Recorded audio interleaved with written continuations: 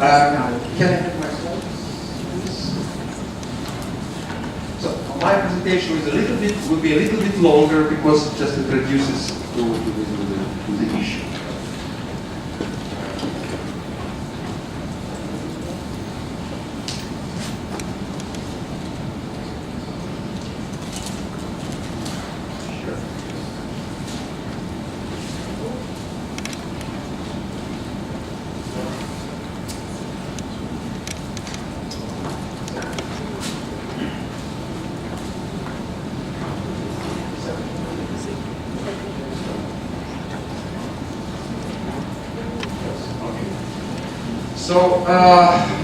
So this is joint presentation with Warren Sanderson, and this is a research which is funded by the European Research Council. This project is once the Research Council run for aging, and actually many of you are funded by this project come here, and events here are also funded by this project. So the topic is new measures of population aging. So, population aging, according to the United Nations World Population Prospect 2017. According to the data, the number of older persons aged 60 and over is expected to more than double by 2050 and more than triple by 2100. Population aging is supposed to become one of the most significant social transformations of the 21st century. Now, before we talking about aging, let's look at some definitions of population aging. So, general definition, population aging is a process by which older individuals become a proportionally larger share of the total population. Aging population is a summary term for shifts in the age distribution of the population toward older ages. These are general definitions. Now, how do we measure population aging? Aging of the population is often measured by increases in the percentage of older people of retirement ages. The median age, the age at which exactly half the population is older and another half is younger, is probably one of the most popular measures of aging. We say that population aging occurs when the median age of the country or region rises. Now, we know all that old age dependency ratio is also used often as a measure of aging, simply because it is related to retirements and social protection. Now, who is old? How do we measure the proportion of older people? Obviously, we have first to define what old means. So UN defines often older people as those who are 60-year-old and over. On many occasions, it is defined as 65 plus. But this boundary is always kept fixed. Now, this is a slide that I have stolen from Stuart Baston. This is question, who is old? Now, age 65 is generally set as a threshold of old age, since it is at this period of life that the rates for sickness and death begin to show a marked increase over those of early years. When do you think this definition was made?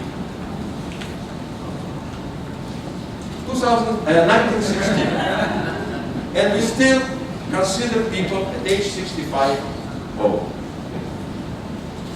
Now, this is a very good example that something has really changed. This is the record of oldest male summit of Everest. Now, if you see here, in 2053, that was Nepalese guy who was 39 years old. 2013, it was a Japanese guy who was 80 years old. And to what I understand, he's planning to climb when he's 90.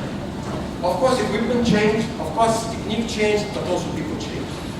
So that's why we should not really think that someone who's 65 is really old. Now we have to talk a little bit about new measures. Now, I will use the data here from World Population Prospects 1715. You will attend the database in European Economic Data. So 16 not always mentioned in the data. Now, according to 2017 revision, that's how median age is developing. These are traditional measures. So we see that all countries, all regions of the world, definitely median age is coming up, population is becoming older according to traditional measures. Proportion of people 65 plus coming up. Old age dependency ratio coming up in some places like Europe. You see it just, by 2050, it's already 6 times higher more than it was in the 60s. Now let's talk about new measures. So let's first talk about prospective age and prospective median age. So that would be analogous to median age. So the literature of population aging is exploding. Concerns are expressed about challenges, the current economic and social arrangement, but the concept of analyzing aging didn't change at all for many decades. This is an example. So suppose a man living in Western Europe is going to celebrate his 60th birthday. Is he old? Well, but I gave this to students, they all said yes, it is very old.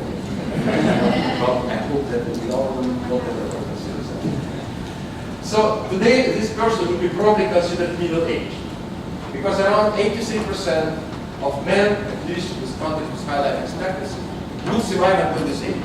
However, about 150 years ago, less than 25% of people celebrate their 60th birthday. And indeed, those who reached age 60, 150 years ago, would be probably considered as really old. Now, why a person of the same age considered middle-aged today, while 200 years ago he was considered old? This is because traditional measure of age is a backward-looking measure. It deals only with a number of years that the person has lived.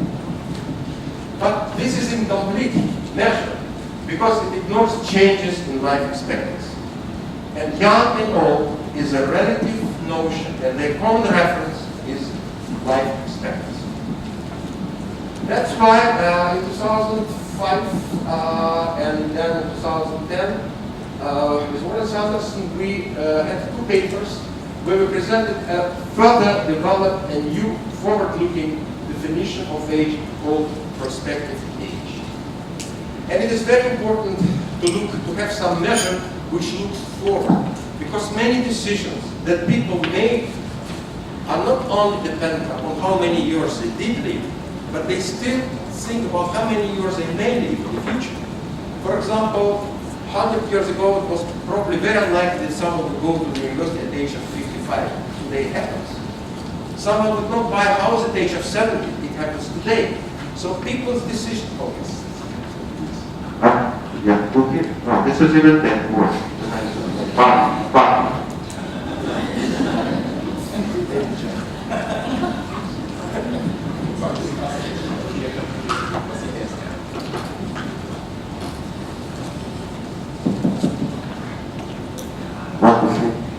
Maybe I have the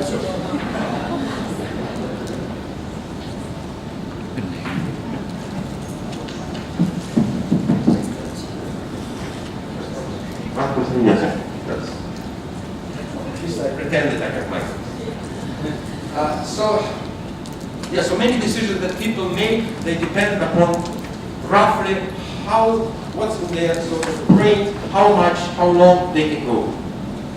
That's why this sort of forward-looking measure is important. So that's where we introduce this prospective age measure.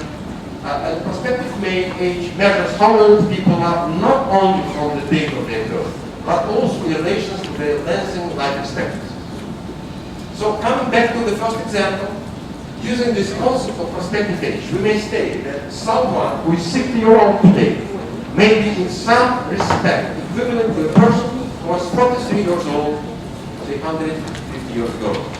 And on the other hand, the person who was 60 years old 150 years ago may resemble someone who is 74 years today.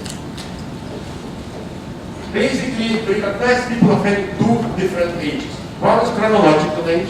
So all people who have the same chronological age live the same number of years. Now, in contrast, prospective age is concerned about the future. And everyone with the same prospective age has the same remaining life expectancy. So basically, prospective age requires a reference point, which we call a standard curve. And for example, all people who have prospective age of 40 have the same remaining life expectancy as 40-year-old person with the standard curve.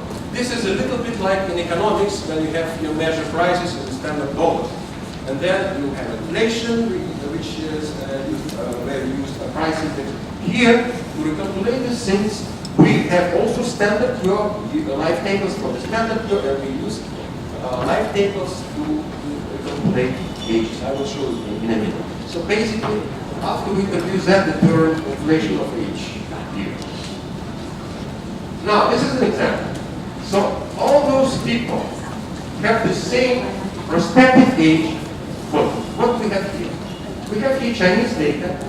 So in 2010, in 1950, females at age 40 had this remaining life expectancy. Males at age 40 had this remaining life expectancy.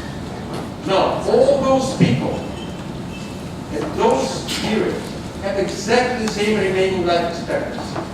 So which means what we can say that people at age 54 or 57 living in China in 2010 had their prospective age 40. Males with this remaining life expectancy at this age, prospective age 40. So that's one way of looking at that. Second way of looking at that, we may say now, there is some common characteristics to all those people. This is the remaining life expectancy 25.5. So all these people have the same characteristic measure, characteristic age, which is different. But this is a common characteristic. So we can look at in two ways of that. And the next picture, that's what we have here. So we have in 2010, for each age, this is state, for each age 40, age 50, age 60, age 70, we look what is their remaining life expectancy. For example, let's look at those four. They have a particular life expectancy. This is age at which we have exactly the same remaining life expectancy.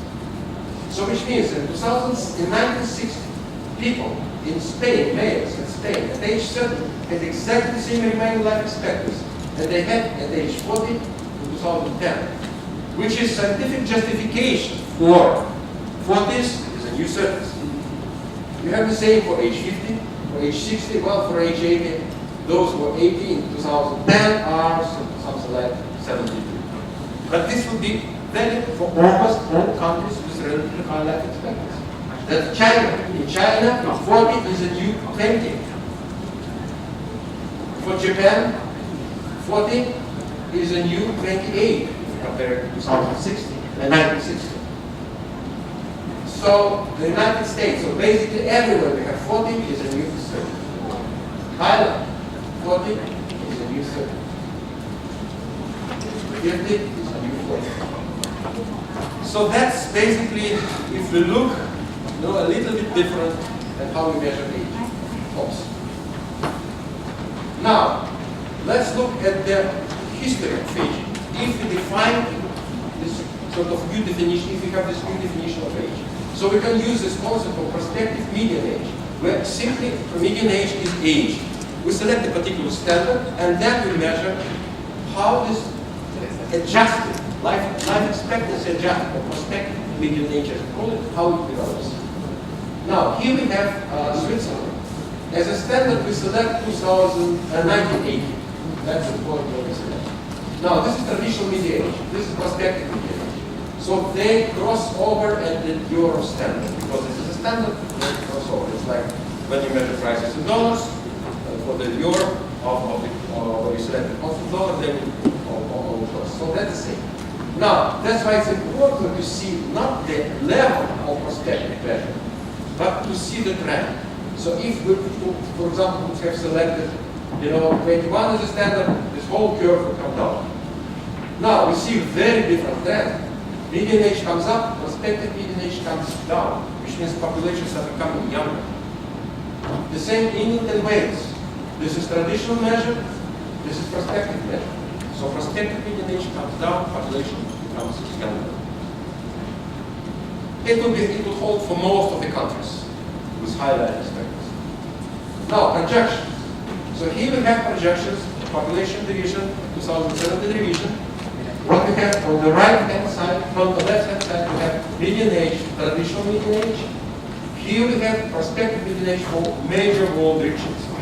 What is important is that the difference, when we start at 2060 and we end up at 100. Basically, in many cases where we start, we end up the same prospective median age. While traditional median age everywhere increases for up to 20 years difference. Here, even if there is some difference, it's very small. These are some selected countries. That's the same. If European countries, it's the same.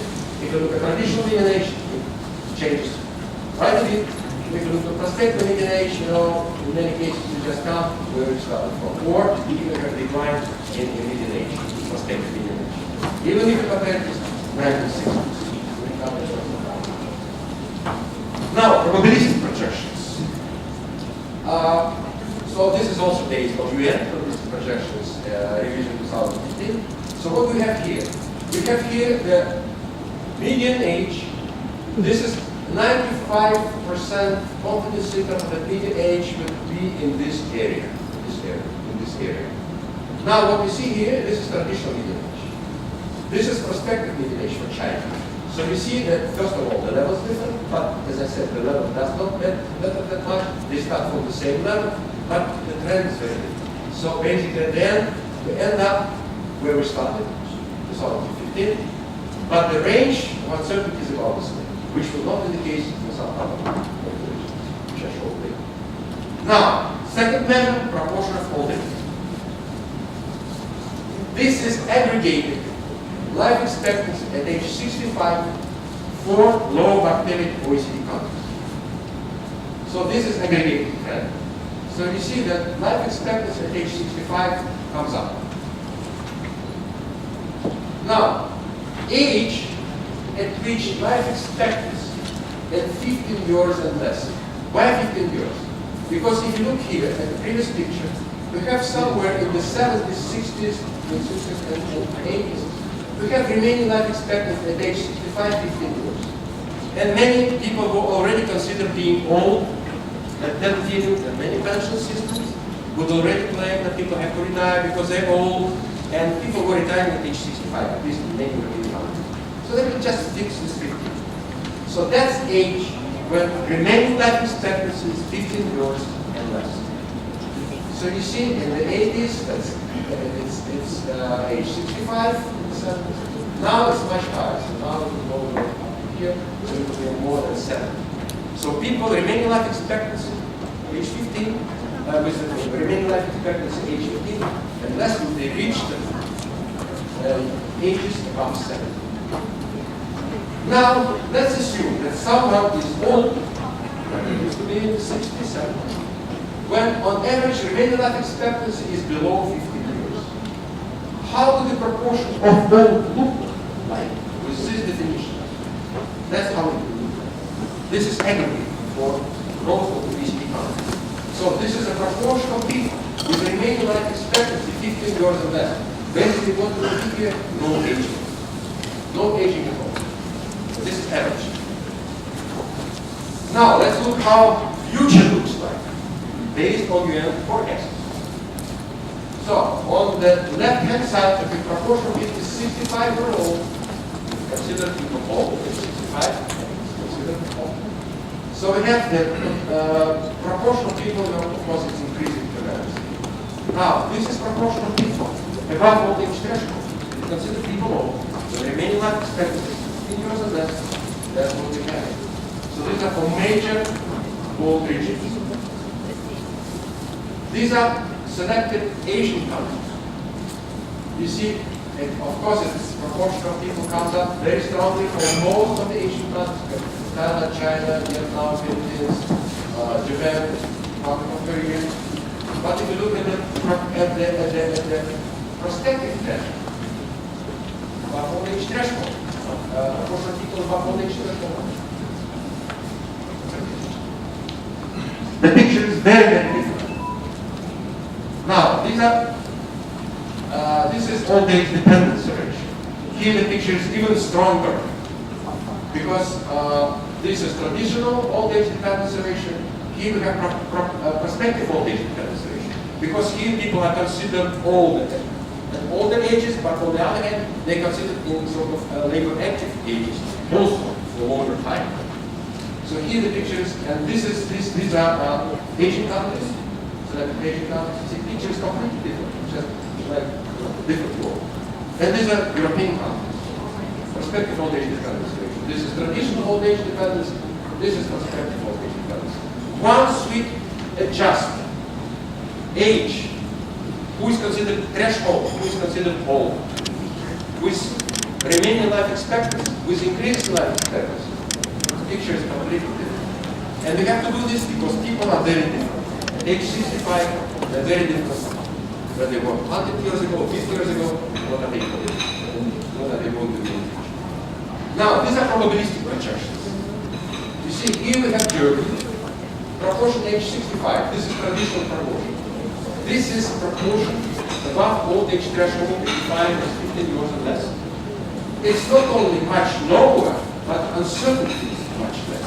And this can be proven mathematically. That uncertainty in our forecast shows much less uncertainty in the future. This is China, same picture. Much lower proportion. It still increases a little bit, but then it stabilizes and much lower level. And this is old age dependency ratio. Here uncertainty is even smaller. And again, it can be proved. It's not just by mistake or by occasion. It just can be proved that uncertainty is much smaller of those probabilities. So with 95% confidence interval, we may assume, we may consider that would be this yellow area that would show us what may happen with old age, with prospective old age dependency, when we adjust for increased life expectancy.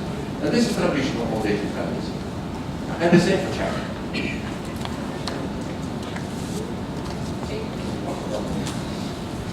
Some more examples. This is probably our favorite example, which really justifies why we have a moving old age threshold.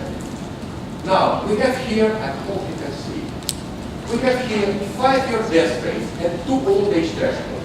One is traditional one, it is green, at age 65.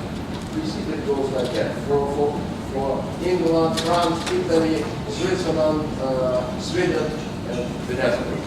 It just decreases. Of course, old age mortality rates, 5-year mortality rates, death rates are decreasing tremendously at 65-year-old age threshold. But if we take the moving old age threshold, which depends upon life expectancy, it's almost constant. These are 5-year death rates.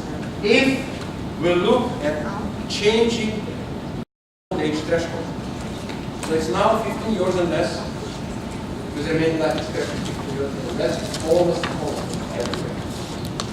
Now, if we look at the next picture, and these are cohorts, so there is nothing introduced, like period life aging. These are real cohorts which start from 1840 and end up 1930. So here we have proportion of adult life in old age. We came with 2 old age thresholds.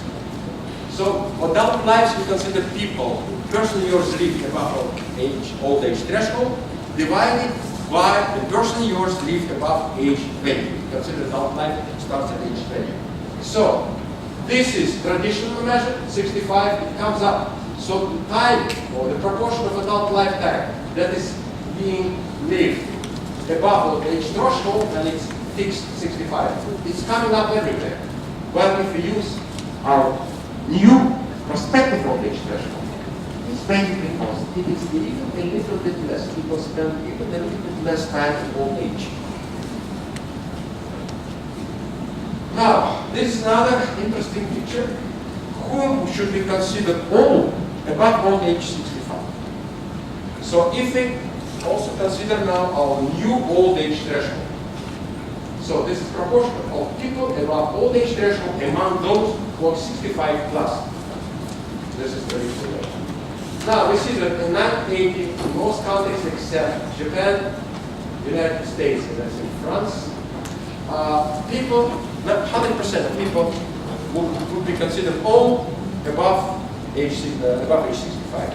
But if we look in 2000, even now, 2015, then in countries like Japan, only about 60% of people should be considered old above age 65.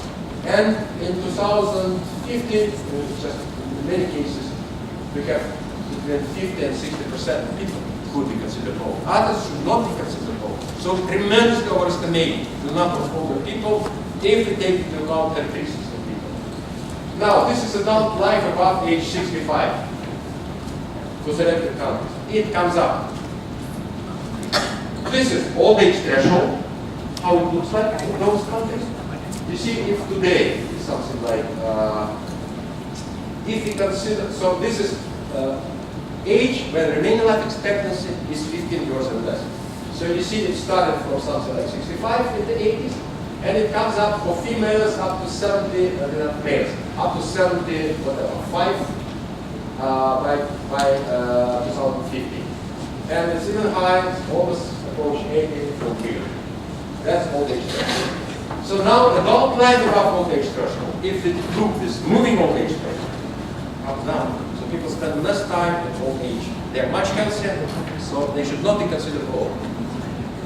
Another very interesting phenomenon. So if you look at old age a little bit different, as I explained here, then this paradox, we have sort of paradox. Traditionally we know that aging increases, there is more aging, when life expectancy increases. With this new approach, it's different. We have life expectancy increases and we have less aging. And that's an example here. This is median age and prospective median age. No increases in life expectancy. 3 scenarios. Of course, they're the same. Increase, 1 year increase per decade in life expectancy. Prospective median age, it comes down, median age comes up. 2 years per decade, tremendously increases in life in median age, and basically decrease compared to the starting point. Well, basically what we did later, that was the sort of introduction. Now what we do, we use characteristics of people. So remaining life expectancy is only one of the characteristics of people that can be looked at. But there are plenty of other characteristics. And for example, so in this characteristic approach that we recently developed, we look at many other characteristics. And one of them, unfortunately, I have very little time now left. I will just show this one of the characteristics, Henry's strengths. This is one of the characteristics of people. It comes down with age. Now, what we did here, we looked basically at 2 age groups. So this approach, characteristic approach, allows us to compare the speed of aging in different population subgroups. So what we did here, people with low education as a reference group, and people with high education. This is based on HRS survey. So what we say here, that people at age 60 have the same hand grip as people age 60, with low education, age 60, have the same hand grip as 65, almost 66-year-old people with high education. So they age slower, because this is a very good indicator. Hand grip is a very good indicator, you know, of aging. And of course, by then they are almost converging because that's selection. This is another example how we can use this type of approach. We take as a fixed characteristic the proportion of people of lifetime spent above age 65 in 2013 in Germany, divided by, you know, lifetime person years spent between age 20 and 65. And then we look, what should be age when you have this proportion fixed? So in Germany, in 2030, it should be 67. 67. If we, instead of 65, we have 67, person years lived above this age threshold, divided it by person years lived between 20 and 67, you have the same ratio as age 65 in 2013. And it is calculated for all different countries. It can give you some sort of indication what should be pension age. And we have a paper with Warren which is called Intergeneration Equity in Pension Age. Okay. So this can be used to calculate pension age. So I'm finished. Okay, so this is very famous report which I was mentioning. United Nations now includes it. Some of the measures in the report. Hopefully there will be more measures. And okay, conclusions. So we should, of course, there will be still some aging, but we should not overestimate the degree of aging just using incorrect measures. So using proper measures, we can look at aging very much differently. And of course, aging is very multi-dimensional feature, and we should look at many more dimensions than just only chronological age. So some additional topics. The book soon will come up.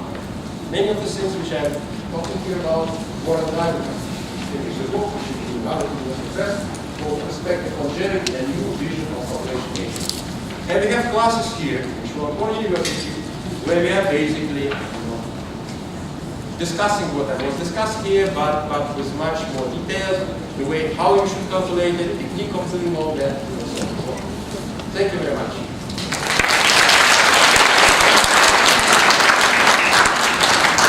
Thank you, Sergei, for, I think you really run us through quickly, and I guess those people in the audience who are not trained demographers, I think it's a challenge to follow, but there will be enough time to discuss informally. What I would like now, if anybody has very burning technical questions, comprehensive questions, I will take those, but I do not want to engage in the discussion. If it's anything where it's about understanding clarifications, I will take them. If not, I would like to see the second speaker. Burning question, I take. If not, we move on. Just I want to say thank you very much for taking Could maybe people who speak the first time briefly introduce, so we gradually get to know each other. Okay, this is Shirin Hussain. I'm a professor of care and health policy at University of Kent in the United Kingdom. I'm a training for ESCAP. And I just wanted to thank you. Maybe without microphones. See to the last presentation, that is Ritu Sadana from WHO.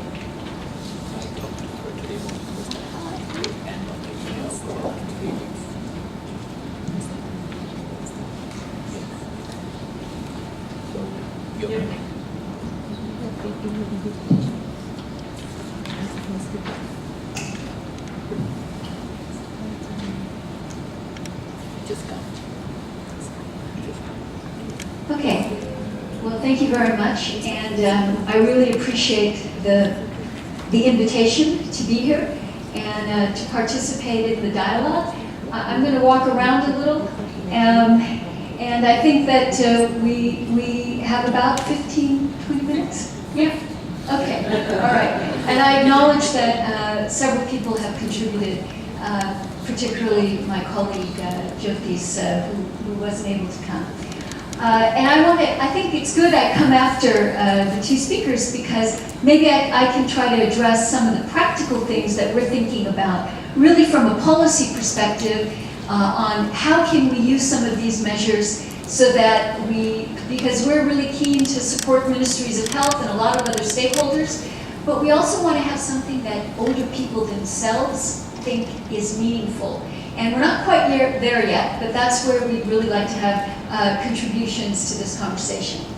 Okay, so I think we've all agreed that it's been super successful, that we have continually increased life expectancy, and we have these extra 15, 20, even 25 years, depending on which part of the world or which social economic class you live in. And the question is, do we continue with social systems that continue to think about these extra years tacked on the end?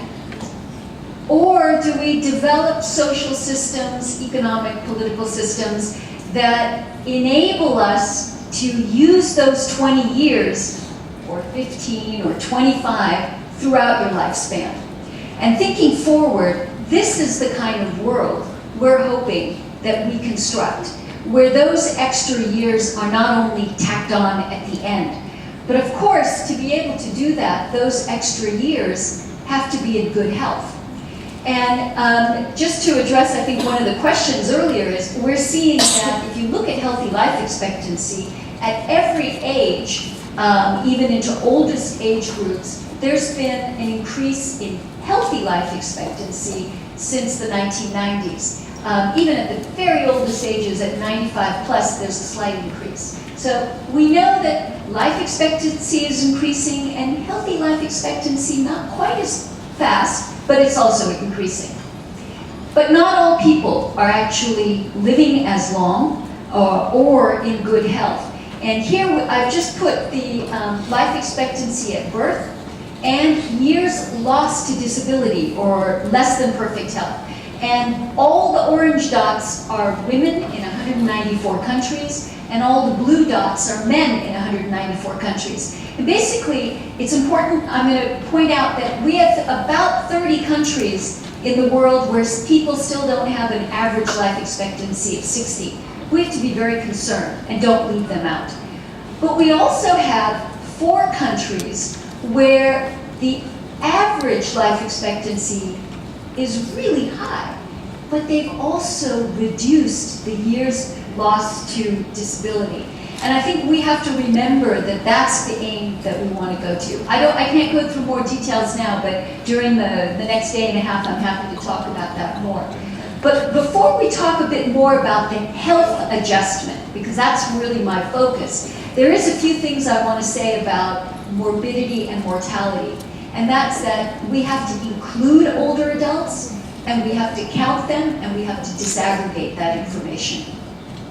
Then I'll talk mostly about healthy life expectancy, and then if we have time, just mention that we are publishing a report in a year and a half, and look forward to contributions from people from around the world. So we have to document morbidity and mortality better. If we look at disability-adjusted life years, and we look at the ranks for disability-adjusted life years over the last almost 20 years, non-communicable diseases are in blue. In yellow is communicable diseases and conditions, and in green is injuries. And what we can see is over time, for all age groups, you have more blue going to the top. So this is both morbidity and mortality. If you only look at people between the ages of 50 and 69, it's pretty much blue already from 1990 and definitely from 2015 in terms of the conditions. But if you go to adults who are 70 and over, the top 5 conditions were pretty much the same. So older adults have already been experiencing multiple morbidities. This is not something new, but we need to account for this. So I'm curious that in the Madrid International Plan, it says very clearly that we have to have inclusion of older adults, and in the SDGs, SDG 3, health, of course, that we need to have everyone at all ages accounted for. However, one of the key indicators for health in SDGs is premature mortality. And actually, this premature mortality is only ages between 30 and 70. And it's for 4 top non-communicable diseases. Remember all that blue in adults over 70? They're basically just not included then. And my point is that sometimes it's true that a lot of countries don't have data, but there are ways that we can estimate data when it doesn't exist, and we can have better national registration so that we actually know what's happening to adults over the age of 60. This is estimated data from the Institute of Health Metrics and Evaluation, and they really clearly show, for example, for cardiovascular disease, that it's above 70, and there's lots of different types of cardiovascular disease. So we can look at these issues in much more detail. We shouldn't exclude adults, older adults, nor should we just lump them all together. So now I want to go to healthy aging, and I'll focus on what it is and can we measure it. I would like to talk about, over the next day and a half, what can we do to improve it? Because actually that's the bridging of the evidence to policy that this conference also will talk about. So it's the process of developing, and maintaining functional ability that enables well-being. It's also a continuous phenomenon. We don't have a threshold when you're healthy aging or not. It's continuous, and it's inclusive. You don't have to be successful or elite to have healthy aging. Everybody can experience healthy aging.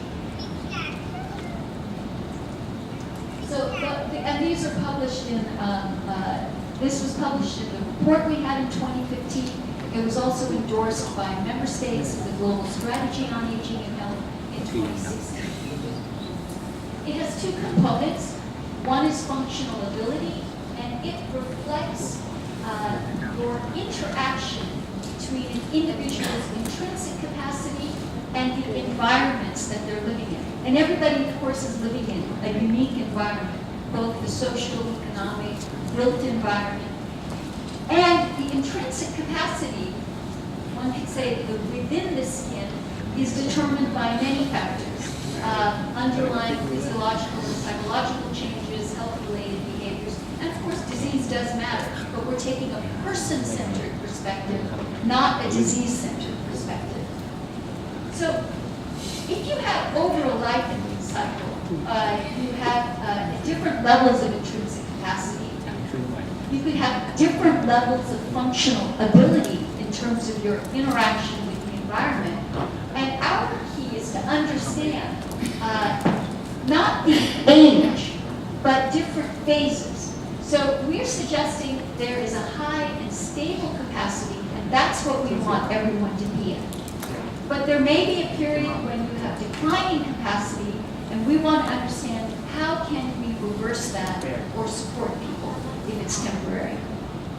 But there may be a period where you have significant loss. It could be due to an injury, or it could be due to something that's not reversible. And what can we do to support people when they have this more severe decline? And those different actions or policies are what every country, every even local community can consider. And they may be different in terms of what it is to have individually, or what it is that you can do in your community or in your country to improve functional ability. Although I mentioned that we don't look at a specific threshold, there is one thing that we are concerned about, and that is we want to prevent care dependence, and we want to support people if they are care dependent. And I'll come back to that in a second. Our global strategy outlines many different things based on evidence that health systems can do, that a good long-term care system could do, and the broader environment could do to both improve intrinsic capacity and functional ability. I don't have time to go into those details, but I think those are the things that every country is now discussing in their own national strategies to address this. On care dependence, we think that that's a much better way to assess what can be done for individuals, not at a certain age, but in terms of whether they need support for bathing, dressing, eating, getting in and out of bed, using the toilet, or walking across the room. If a person has difficulty in any of these, that's what we want to be concerned about. It's not so much their age. We also want to understand the prevalence of care dependence. We also want to understand incidence, and we want to understand whether it's short-term and reversible. For us, those are much more useful measures than thinking about simply the proportion of older adults compared to other parts of the population. Okay, but can we clarify these concepts? Because so far I've been just discussing definitions. What we did is we looked at a range of important studies just over the last, let's say, 15 years on how have they operationalized different aspects of what we're calling healthy aging, whether it's intrinsic capacity or functional ability. And what we found is everybody has pretty much their own specific areas, and that they're looking at different domains and subdomains, and they measure them in different ways. I say it's arbitrary because there's no national or even international standard to do so. So that's where WHO has tried to come in and say, well, can we produce something that is actually, that we can defend and that we can compare. So you've probably heard of the international classification of diseases, where with a single or a few codes, you could look at one very specific thing, like a type of arthritis. Well, we have a complement, and that's the International Classification of Functional Disability and Health. And that provides us a basis to identify not something that's disease-specific, but something that's person-specific, so that we can come up with a comprehensive profile, whether it is of a person's within the skin abilities, or their capacities, or what they can actually do in their environment. And we use that to try to unpack healthy aging. We draw from the International Classification of Health, and we have unpacked approximately 15 potential subdomains of healthy aging. We've done the same for what could be functional ability in terms of things that older people would like to do, like have interactions and relationships, community and social civil life, and also what are the components of the environment that we're concerned about. So we've taken data from different sources.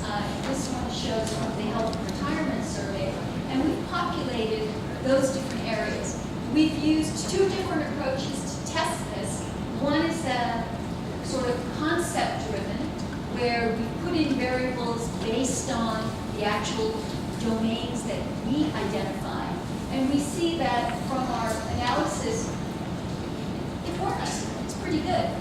But we've also done kind of an empirical, data-driven approach, where we've let the analysis come through, and there we have almost the same structure. And we're bootstrapping because we think it's important to take into account of the data, but it also is important to have a sense of where is this going, why are we doing this? And we need to do it in multiple countries, not only in one country, to actually convince ourselves that this is a useful way to move forward. We also, though, want to see how does this actually make sense in terms of people's meaning. Do older adults, if we want to connect neuromuscular movement with your ability to get around in your community and what the natural and built environment it is, how do we know it's meaningful for older adults? So, for example, we've been discussing, is housing accessible? Is the neighborhood pleasing? Are buses and taxis available? Are there benches to rest on? These sorts of issues are the basic issues that older adults are concerned about.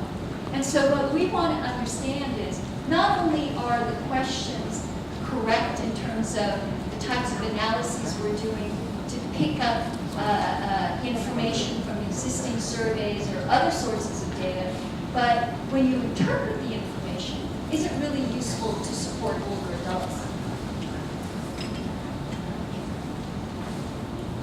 So I'm not going to have time to go over much about how we're measuring it, but I'm just going to skip through and switch to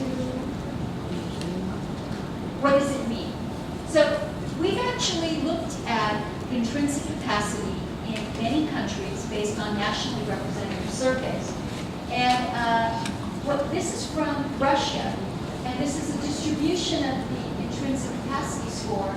And what I wanted to point out here is that if I look at the average levels for private sector workers who are women and private sector workers who are men, we see that men have a higher score than women. If I look at the informal sector, men have a lower score, and so do women.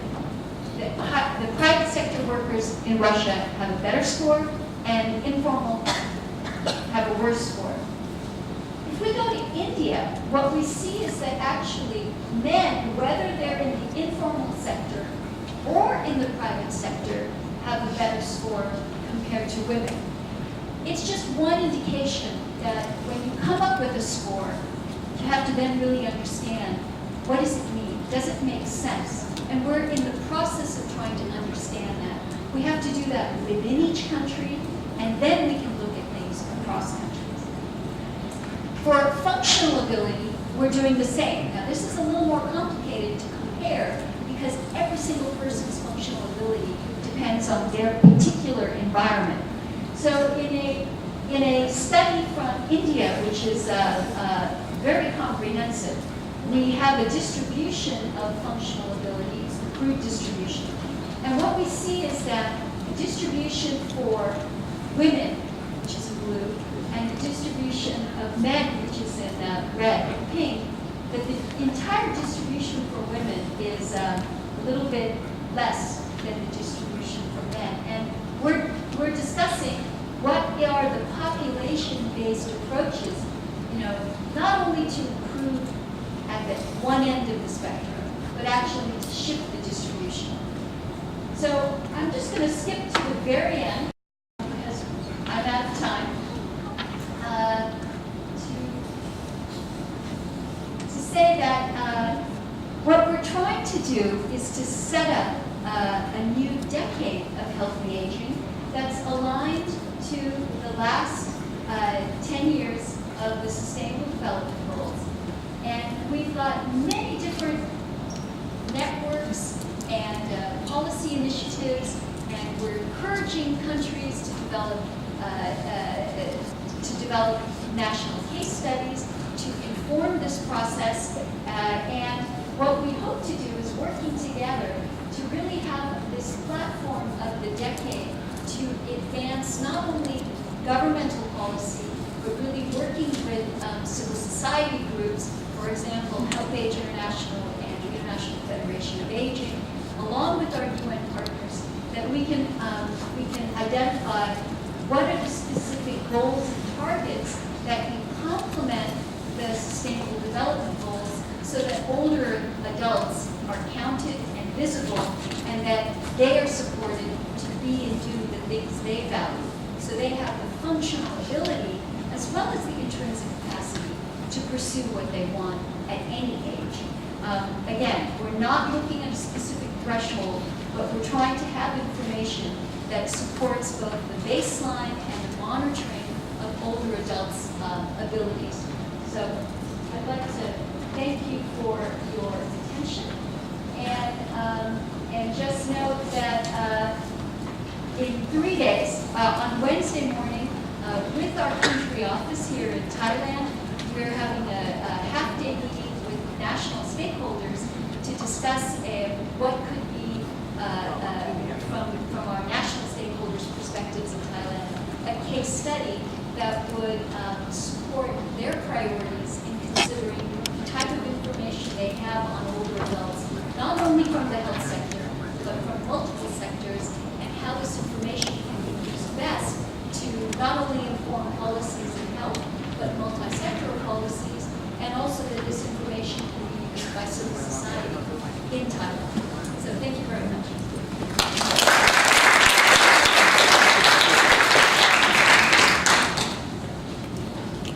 Well, I would like to thank the three presenters who have, I would say, really set the stage. We had a full technical presentation and then Ritu's presentation connected with all of this 2005, how to communicate still with the and then of course the discussion how we look into policies. We have half an hour to question and answer. So I would suggest we take a round of questions. If you have a general question, ask it. If you have one specific for one of the speakers, please say so. So we collected you and then we can an answer. The floor is yours. I'm ready to take the first round of questions.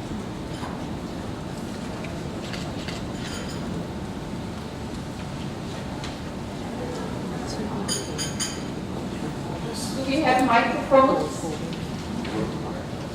Working microphones. So please, everybody, hold the microphone as close as possible to your mouth, because we are recording the discussions, and we will only get a proper recording if we get any microphone.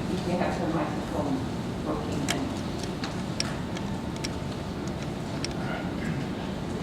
I'm Warren Sanderson. I'm one of Sergei's co-conspirators in his work on aging. I'd like to connect what Ritu Sadana said with what Sergei said.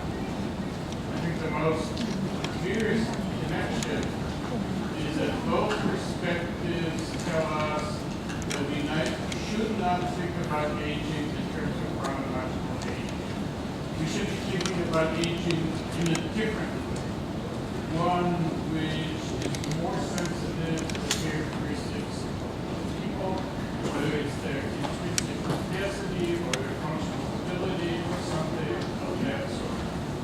Intrinsic capacity, functional ability is different at different times, different places.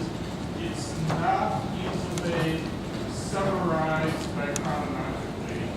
So that's a very thing which connects us. The other thing which connects us is that we are also potentially interested in intrinsic capacity or functional ability because these are characteristics. And what we have is an approach to think about things based on characteristics. Now we don't think about things in the same way as WHO, but we are thinking about the same things. We are thinking about them in slightly different ways. So let me give you an example of how you might want to think about the same things in different ways. One way you may want to think about the environment in terms of how it affects aging, whether there are sidewalk cutouts, whether the environment is good for people who are older. That is one set of questions. Another set of questions is what would an intergenerationally equitable pension age be? Pension age is a different sort of question than whether we have hearts. But they're all basically the same in one way or another. We're both answering the same things. We both recognize that we need a better way to think about aging, not just chronological. That's actually what it is. Thank you. You? We're not sure other microphones because what we hear back table is not clear if they're working. I don't know if everybody in the back can understand. I believe you have to almost follow it.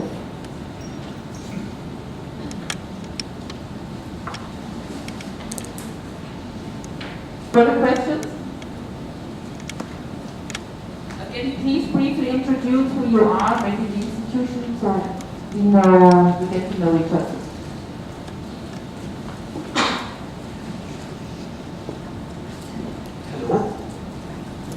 We had somebody here. Okay, you're number one.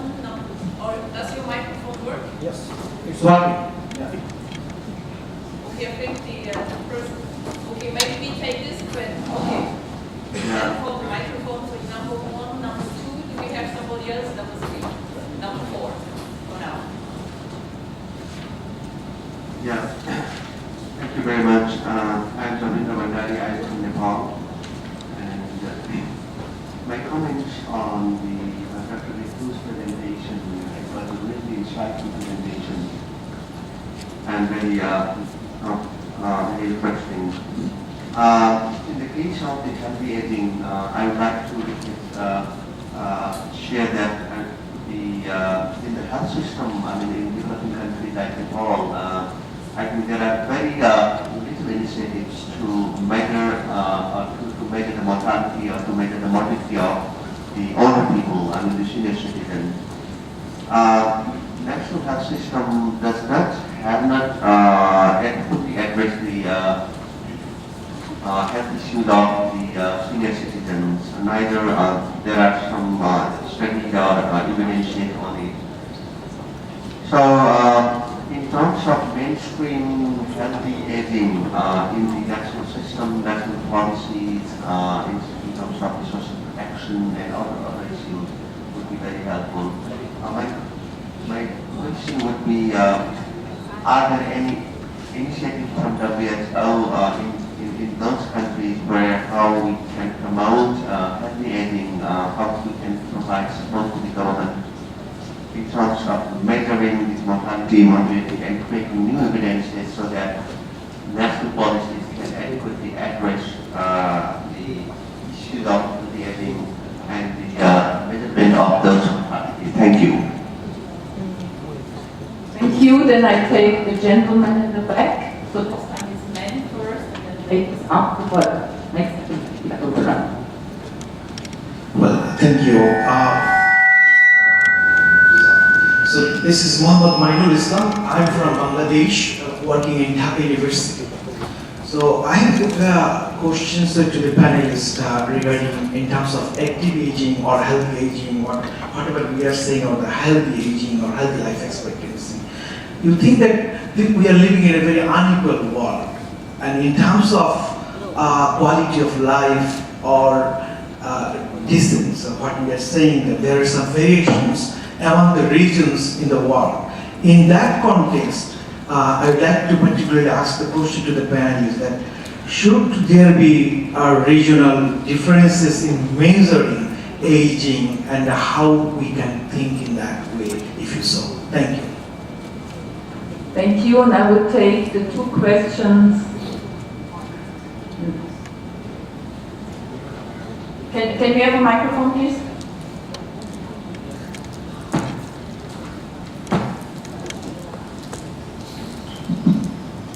Thank you. I'm Diritiana from the government of the Republic of Fiji. I wish to acknowledge the three speakers. For me, I come from, it's more implementation for us, implementation of policies and programs for the age. I've had an appreciation of the technical aspects of measurements, very new, and I also appreciate WHO's presentation, which nails a lot of this on how governments can rise up to actually taking on the challenge. I'm sure, I'm not from the health ministry, but I'm sure there's a bit of work there as well. But for us back at home, if I were to just summarize the take back for us, it's really coming here to appreciate concepts and approaches. But when we look at aging, it's really questions about how are we going to be inclusive of older persons? How are we going to protect older persons, either economically or socially, healthy aging, and also the provision of enabling environments for older persons, with all that discussed there. And secondly, my question is really, with all these measurements, how are the UN relevant bodies concerned with data and information? How are they willing to assist nations in the region to consolidate this information, project it, and maybe share it so that it comes back to implementation? Thank you. Thank you, and then Shireen. Hi again, this is Shireen Hussain from the UK. Just my question really is to think about less developing countries and less economically developed countries and more economically developed countries, because we know the situation is different. And also to think about SDGs and their inclusive kind of all ages and not specific concern about older people.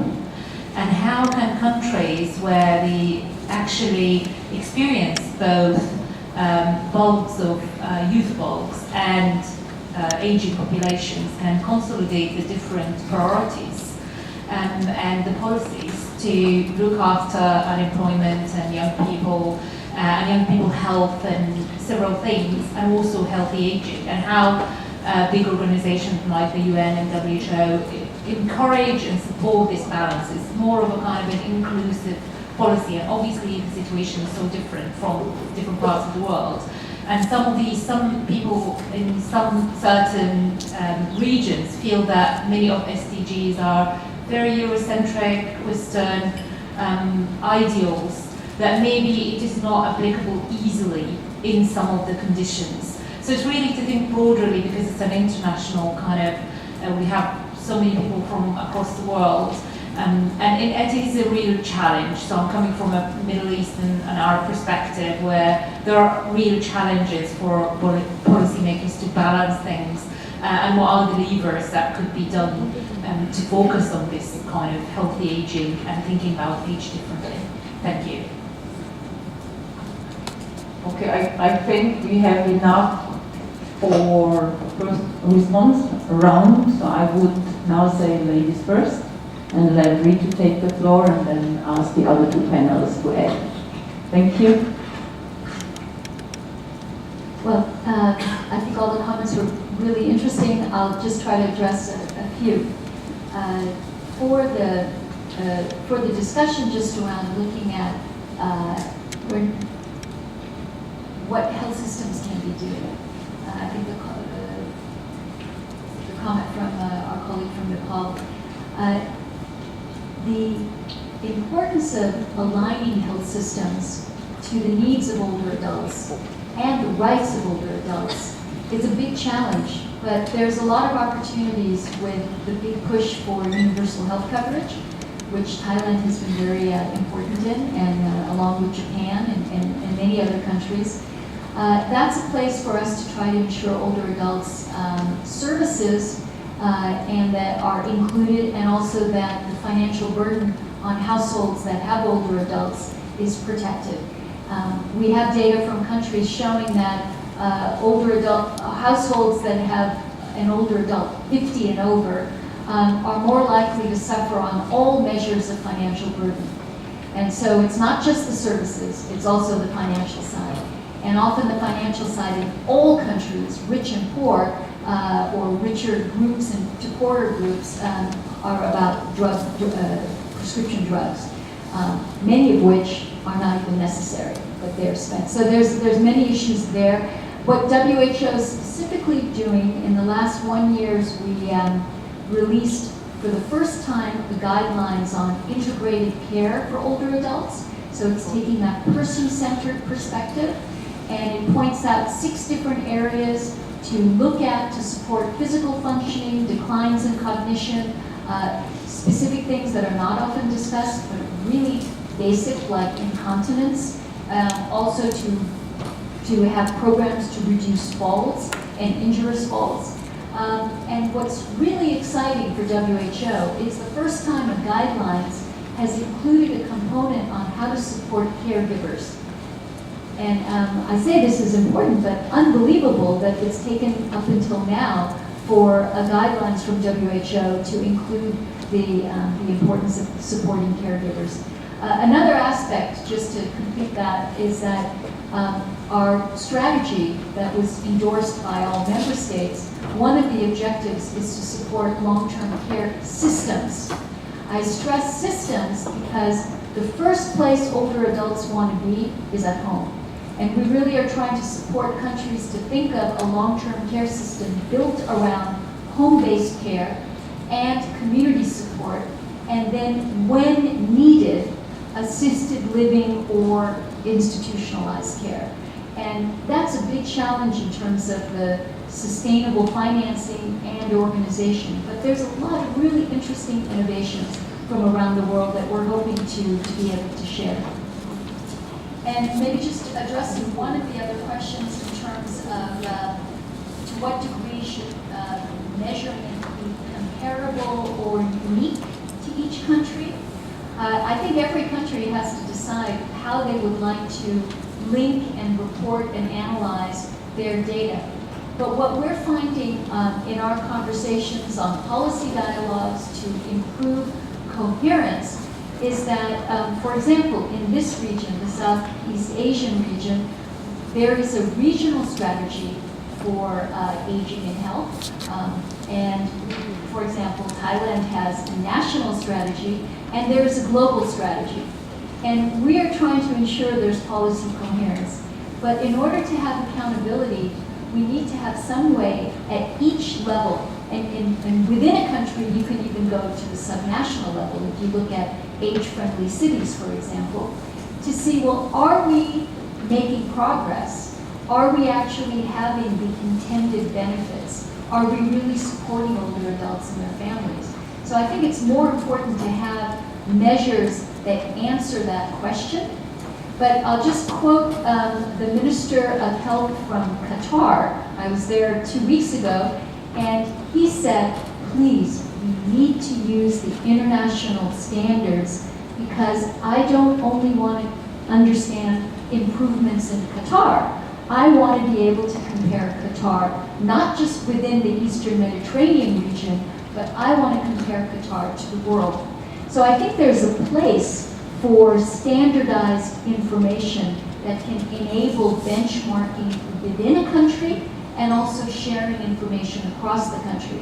And I know that during the discussions today and tomorrow, we have another colleague here who's going to talk about the Titchfield City Group that many of us have helped set up, because the aim of this city group is to improve harmonization from a bottom-up approach with national statistics offices coming together and determining what is it that they would like to compare across countries. And the UN partners and WHO, we're very supportive of that, and we hope to see how that evolves over the next 5 years. Thank you.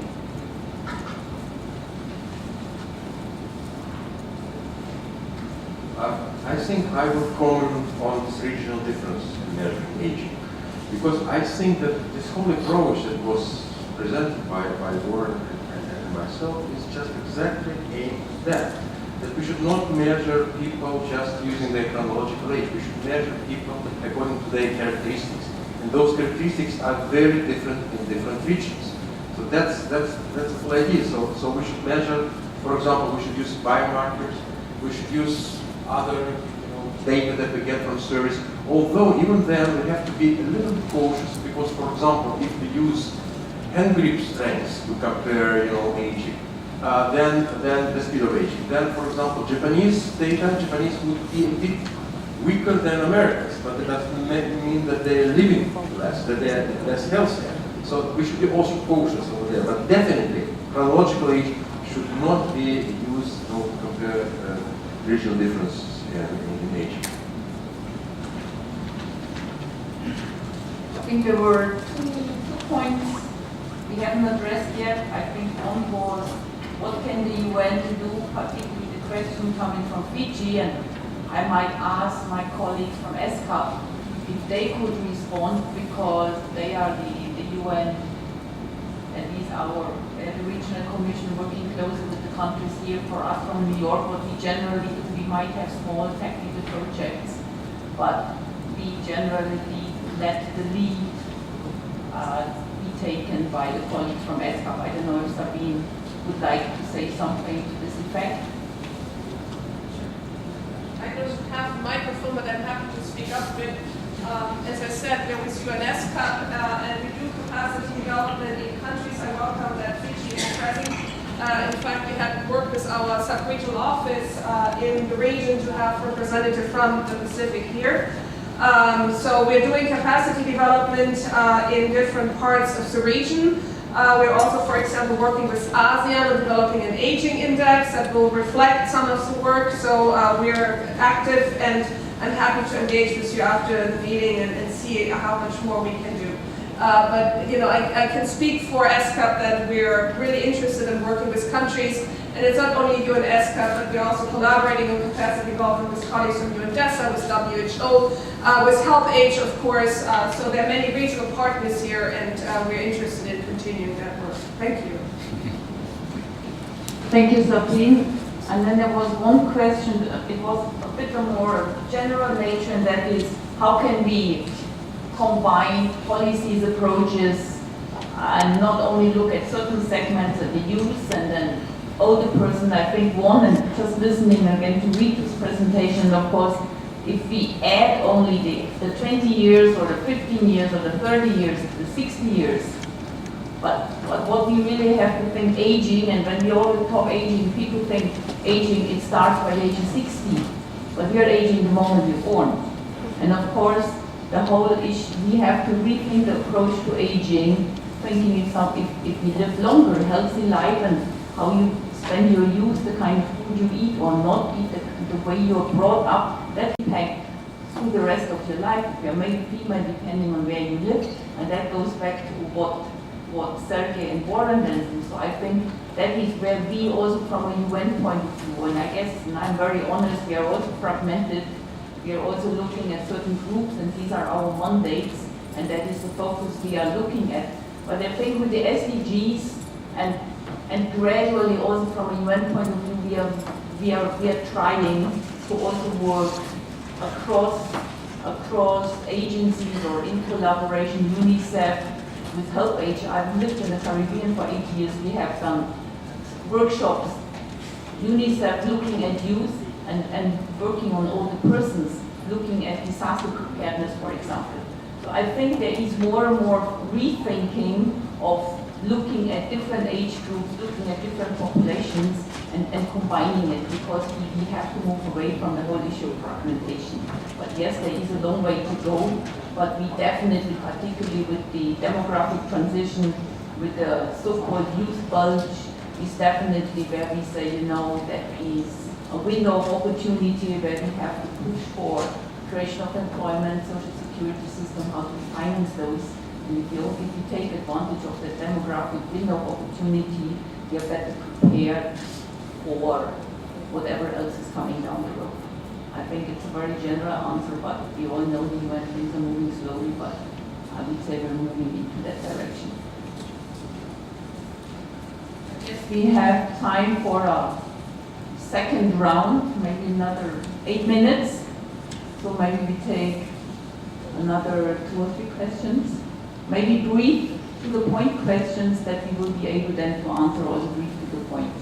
I will do, and it's more in the spirit of discussion, a comment rather than a question. Can you introduce yourself, please? My name is Ken Bluestone. I work for Age International, which is a UK member of the Help Age Global Network. And I just wanted to come back to the point that Ritu had made in all of her presentation, which is that the discussion we're having is about definitions, but it is something that has actually real-world implications on people's lives. And in particular, the way that we frame our definitions at the moment is limiting life opportunities for older people. So this question of how are we measuring non-communicable diseases is vitally important, but equally using concepts like economic dependency frames our understanding of this last portion of our lives in a particular characteristic that undervalues. It does not recognize us as human beings. And so this discussion we're having, I just want to put this into this frame, is vitally important for reframing our understanding about how we understand aging. So it is not something that is an add-on, but actually, so we're looking at fulfillment of one's expectations across the life course. Thank you. Thank you for this comment. Do we have? Okay, Brian?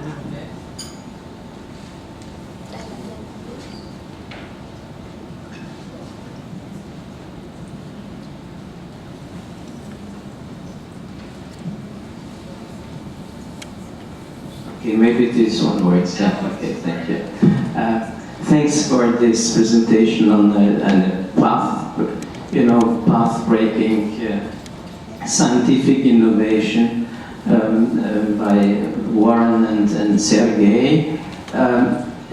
I think it could be even further developed, this relativity theory of aging and the measures, if you add other indicators and if you generalize the focus on the thresholds. For instance, you use the proportion of people with the remaining life expectancy of 15 years or less, or the prospective age.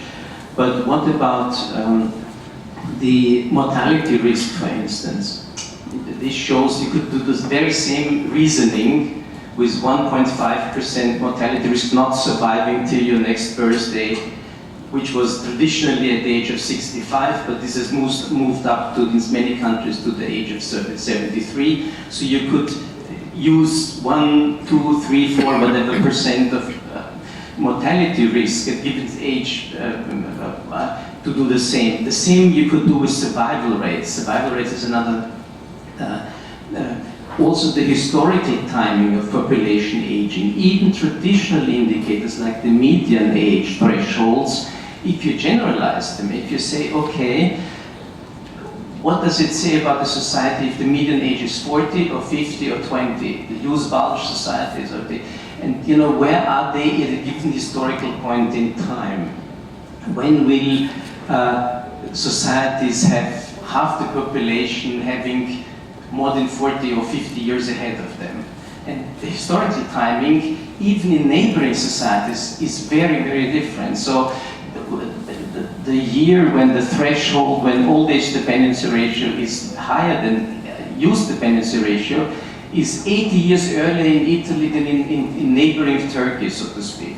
So the historical timing is also something you could do. You could compare societies across Europe, across the world, but also over time, and it would be, I think, a very helpful additional indicators. So I think there's another dozen indicators one could suggest to strengthen the reasoning and the argument. And also I think to say that longevity in itself is not the only thing which could explain aging or rejuvenation. We had societies where through immigration they become younger, old societies like or old cities like Vienna or Berlin become younger through immigration, whereas young cities like Istanbul or Cairo or Tel Aviv become rapidly aging despite they're very young. So I think you have individual aging and you have societal collective aging, and this is again a different thing. You could have collective rejuvenation, example Vienna, versus collective aging, Cairo or Tel Aviv or Istanbul, young but rapidly aging cities as against old but actually rejuvenating cities through massive immigration. So I think if we disentangle individual and collective aging and longevity or rejuvenation, I think this would be also conceptually another step further. But really this is, I think, one of the most stimulating insights. We're looking forward to your book too. Because it will maybe be less technical and more for a broader public to explain this relativity theory of aging. Okay, do we have, I would take one more, but very short, like one concise, okay, another lady, sorry.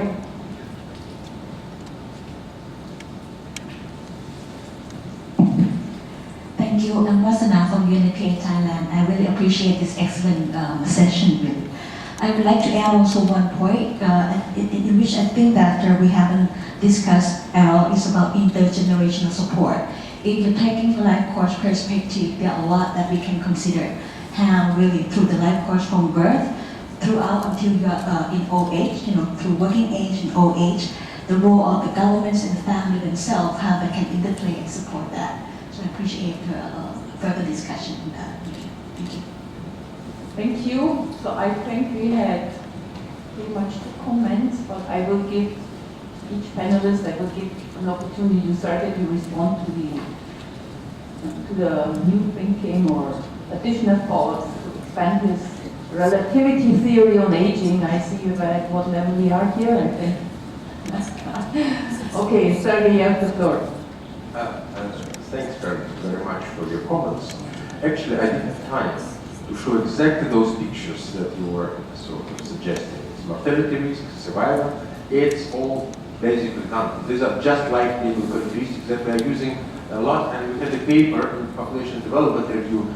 The paper was called Characteristic Approach to the Measuring Population Aging, where we have already used this life course ratio, which we call person years lived above certain years to person years lived in old age, in adult age, like above age 20.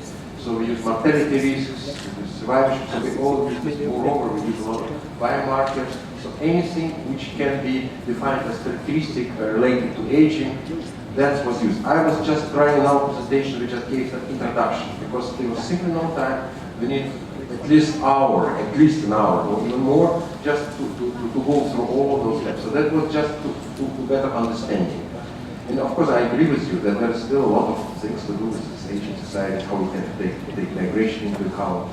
But it's still, it's still in the process. And in this book, actually, we are covering many of these issues, including all these health issues, including intergenerational equity with pension age. So how these new approaches can be used for policy. Thank you. I will read to the floor and then short. Thank you. I just add a few points that actually I also looked at the mortality rates and survivability and so as a basis to build a new measure. But when we use control indicators, we found we have two sets of standards, maybe constant standard. For example, for data survival that's 0.7 or 0.75, something like that.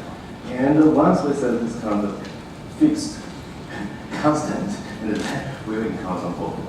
And this kind of measure, we found maybe it works well for some period, but if you just go to where in other period, especially for a country with lower dependency.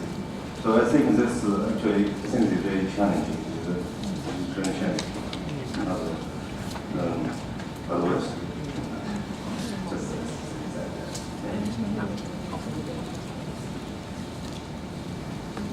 Thanks. I think one of the comments was to not forget that for SDGs, that what are the specifics for, let's say, lower income countries.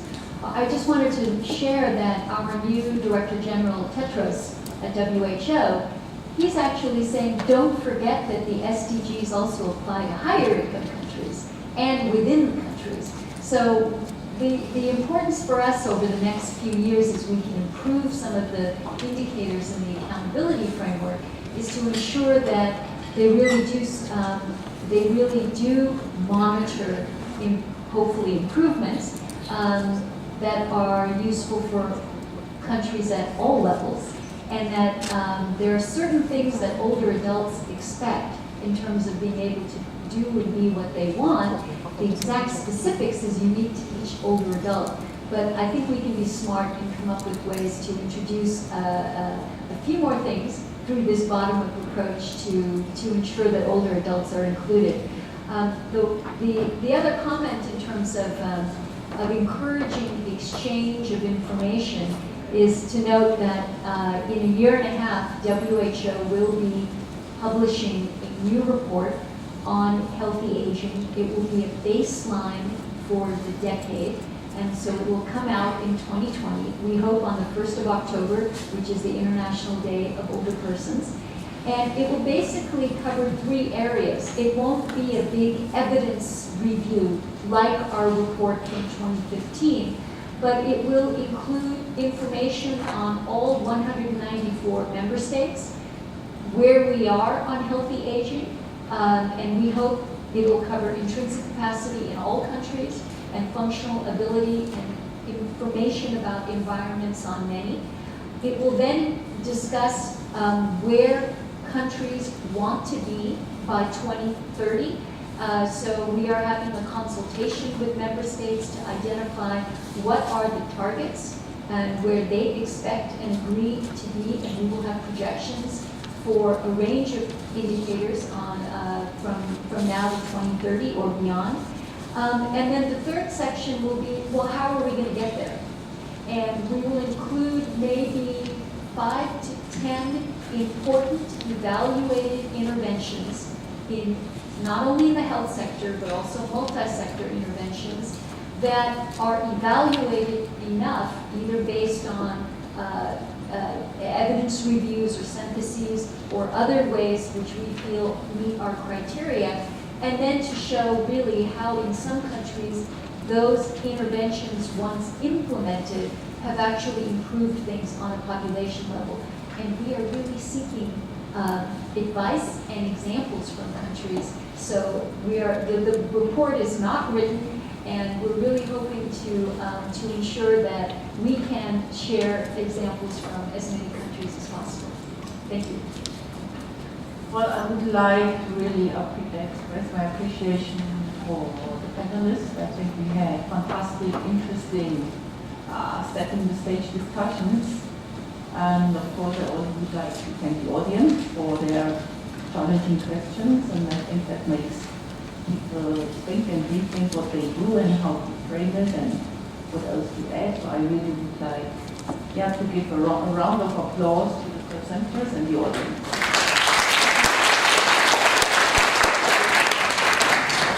We have now half an hour coffee break, and again, we really would appreciate it to be back on time. Okay, it's 25 minutes, so 11:30 on the dot, that we can start the next panel.